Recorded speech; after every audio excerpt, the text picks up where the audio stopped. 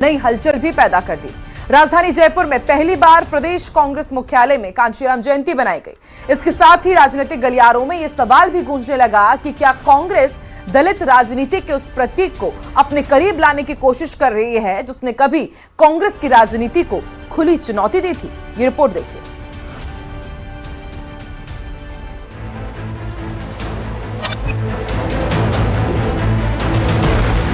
जयपुर में कांग्रेस दफ्तर में 15 मार्च को कांशीराम की जयंती मनाई गई। उनके चित्र पर माल्यार्पण किया गया। दलित अधिकारों के लिए उनके संघर्षों को याद किया गया। कांग्रेस नेताओं ने इसे सामाजिक सम्मान का कार्यक्रम बताया। आने वाले समय में जो हमारे देश के सामने जो सबसे बड़ी जो सांप्रदायिक ताकतें हैं और जो कॉर्पोरेट और कैपिटलिस्ट जो लोग हैं, जो ताकतें हैं, जो देश को लूट रहे हैं, गैर जिम्मेदार लोग हैं, उनको जब अगर देश से अगर सत्ता से बाहर करना है तो इसमें खासकर अम्बेडकराइट लोग, कांशीराम जी को मानने वाले लोग भी बराबर से मजबूती के साथ लड़ेंगे और वो बिल्कुल कांग्रेस के साथ आ चुके हैं।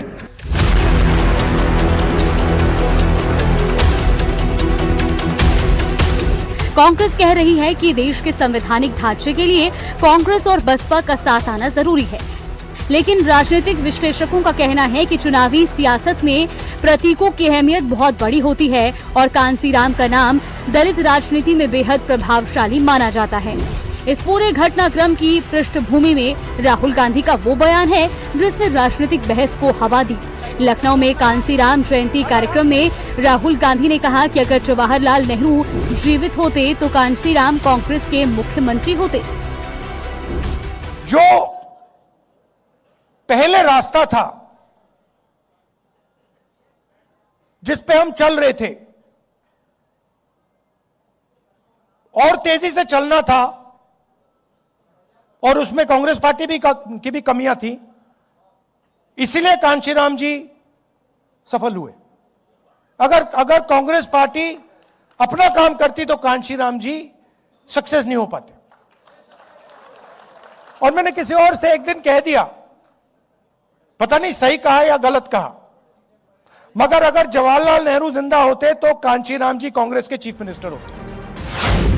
इस बयान के बाद दलित राजनीति की पुरानी धुरी मायावती और बहुजन समाज पार्टी ने कांग्रेस पर सीधा हमला बोल दिया। भरतपुर में आयोजित कार्यक्रम में बसपा के राष्ट्रीय संयोजक आकाश आनंद ने भी तीखा जवाब देते हुए कहा कि कांशीराम वो नेता थे जो पद लेने वाले नहीं बल्कि किंग मेकर थे। श्री राहुल गांधी जी का कोई मौका नहीं ऐसा मौका छोड़ते जहां पे वो हमारे समाज को टटोलने की कोशिश करते हैं।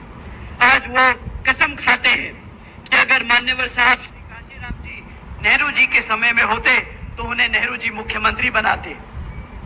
मैं जब ये ऐसी बातें और ऐसी उनकी स्टेटमेंट सुनता हूं तो मैं उनसे पहले तो पूछना चाहूंगा और बताना भी चाहूंगा कि श्री राहुल गांधी जी जो आप कह रहे हैं कि अगर मान्यवर साहब अगर नेहरू जी के समय में होते तो आप उन्हें मुख्यमंत्री बनाते, परंतु हकीकत तो ये है कि हमारे मान्यवर साहब वो है जिन्होंने इस समाज को उठाया, जगाया, बाबा साहब की सीखों को घर घर लेके गए और वो ऐसे नेता थे जिन्होंने मुख्यमंत्री और प्रधानमंत्री बनाए हैं, नेता बनाए हैं। तो अगर मान्यवर साहब नेहरू जी के समय में होते तो वो नेहरू जी को प्रधानमंत्री बनाने की ताकत जरूर रखते।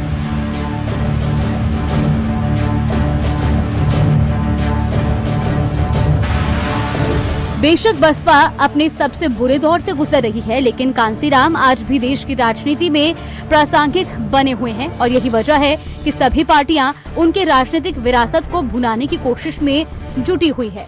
राजस्थान में भी दलित वोट हमेशा निर्णायक रहा है। आंकड़े भी यही कहानी बताते हैं। राज्य में अनुसूचित जाति की आबादी लगभग 17 से 18% के बीच है। 200 सदस्यीय विधानसभा में 34 सीटें अनुसूचित जाति के लिए आरक्षित है, यानी हर छठा वोट और दर्जनों सीटों का सीधा असर दलित मतदाताओं से जुड़ा है। यही वजह है कि चुनावी मौसम आते ही दलित प्रतीकों और सामाजिक मुद्दों की चर्चा तेज हो जाती है।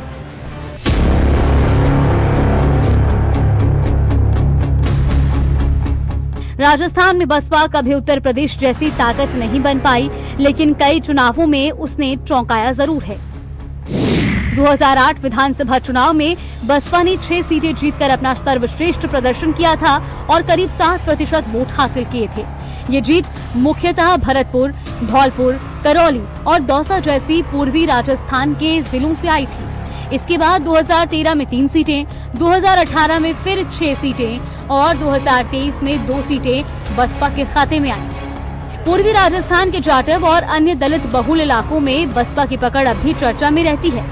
वैसे राजस्थान की राजनीति में कांग्रेस और बहुजन समाज पार्टी के रिश्ते हमेशा सहज नहीं रहे। 2008 के बाद जब अशोक गहलोत के नेतृत्व वाली सरकार पर संकट आया था, तब बीएसपी के 6 विधायकों का कांग्रेस में विलय कराया गया। उस समय बीएसपी ने इसे राजनीतिक विश्वासघात करार दिया और बीएसपी और कांग्रेस की जो ये खींचतान है और तनातनी है वो राष्ट्रीय स्तर पर पहुंच गई थी। अब जब कांग्रेस कार्यालय में पहली बार कांसीराम जयंती बनाई गई है, तो इसे दलित राजनीति में नए संकेत के रूप में देखा जा रहा है। राजनीतिक विशेषज्ञों का मानना है कि कांग्रेस दलित प्रतीकों को सम्मान देकर सामाजिक संदेश देना चाहती है, जबकि बसपा अपने पारंपरिक वोट बैंक को बचाने के लिए इस कदम को राजनीतिक रणनीति बता रही है।